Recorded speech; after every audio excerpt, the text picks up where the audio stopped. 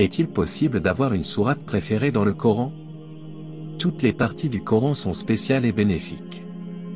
Cependant, est-il permis d'avoir une sourate préférée ou de réciter un verset particulier de manière répétée parce qu'il vous touche particulièrement? Absolument. Le prophète Mohammed, paix et bénédiction soient sur lui, lui-même était profondément ému par certains versets qui lui rappelaient ses responsabilités.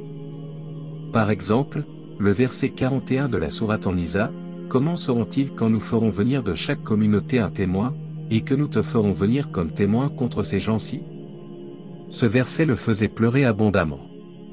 Une nuit, il passa tout son temps à réciter un seul verset en pleurant, « Si tu les punis, ils sont tes serviteurs, mais si tu leur pardonnes, c'est toi le Tout-Puissant, le Sage. » Il y avait aussi un homme qui récitait souvent la sourate Al-Ikhlas à la fin de chaque prière.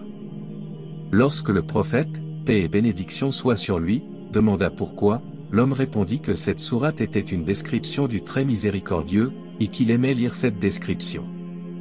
Le prophète, paix et bénédiction soient sur lui, lui dit alors, « Allah t'aime à cause de ton amour pour cette sourate. » Certaines sourates comme Yusuf, Ar-Rahman, et Yassine, touchent particulièrement les gens en détresse. Le prophète, paix et bénédiction soient sur lui, a également mentionné les bienfaits de certaines sourates le jour du jugement. Il a dit, récitez le Coran, car au jour de la résurrection, il viendra comme intercesseur pour ceux qui le récitent.